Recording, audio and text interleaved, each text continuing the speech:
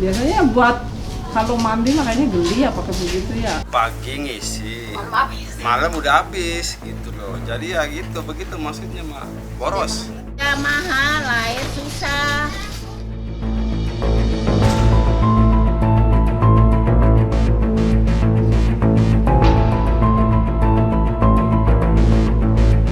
Perkenalkan Rifai.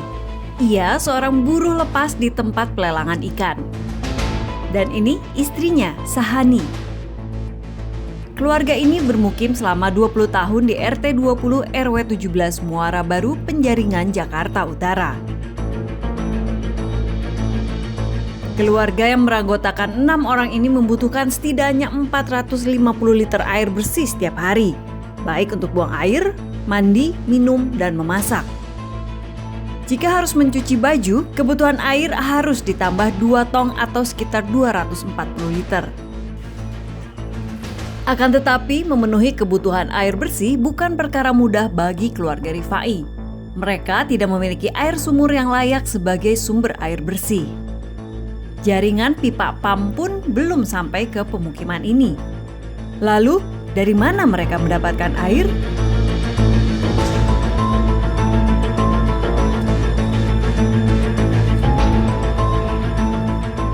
Di kawasan Gedung Pompa Muara Baru ini, sudah bertahun-tahun warga mengalami krisis air bersih karena tidak mendapatkan jaringan air perpipaan dari PAM.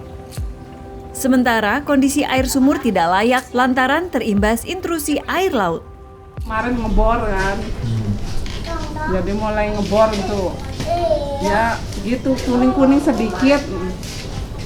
Namanya dekat laut ya, jadi agak-agak kuning. Rasanya ya gitu. Gimana sih kayak anta-anta gitu. Biasanya buat kalau mandi makanya geli ya pakai begitu ya. Dia buat gitu nyiram-nyiram WC apa gitu. Dari 2006 kalau nggak salah 2006. Jadi pakai airnya itu aja, pakai air beli pikulan.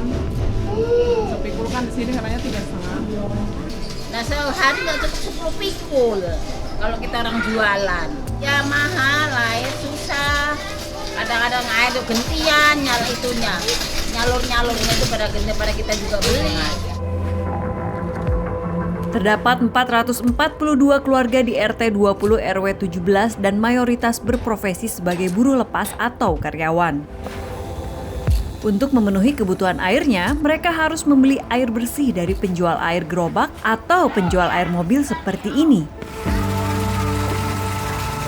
Kalau untuk pengeluaran air per hari 20 sampai 40 ribu.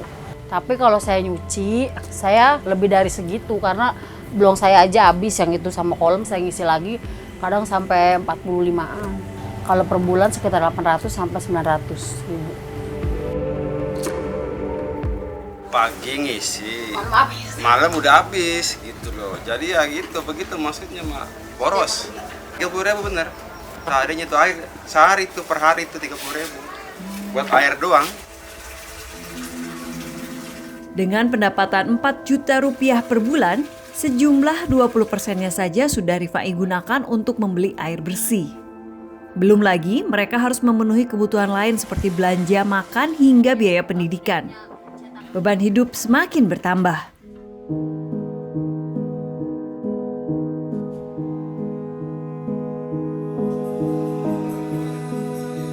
Tidak heran di sini harga air bersih per bulan lebih mahal daripada harga sewa kontrakan yang berkisar 300.000 hingga 700.000 rupiah per bulan.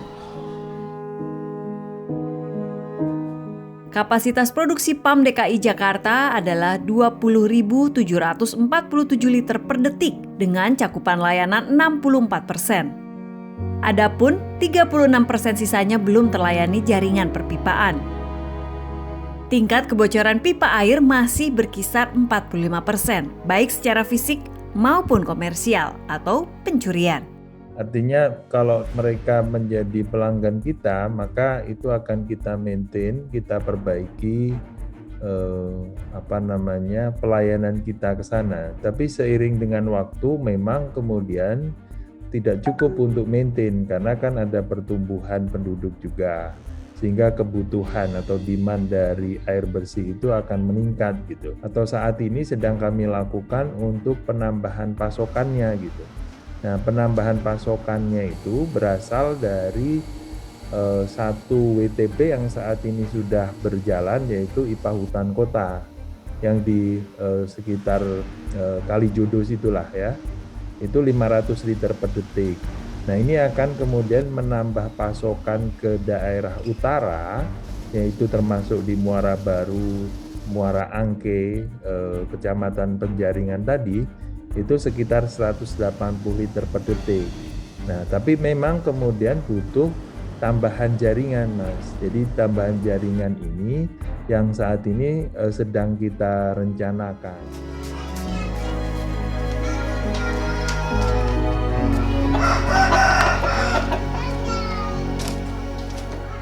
Itu aja, pengennya sih ada air ledeng gitu biar enak gitu.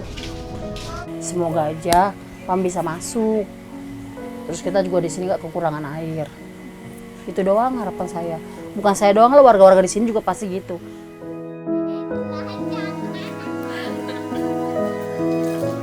Ini adalah contoh bagaimana kondisi krisis air yang dialami warga pesisir utara Jakarta. Meskipun berada di ibu kota, mereka kesulitan mendapatkan hak akan air bersih yang layak dan terjangkau.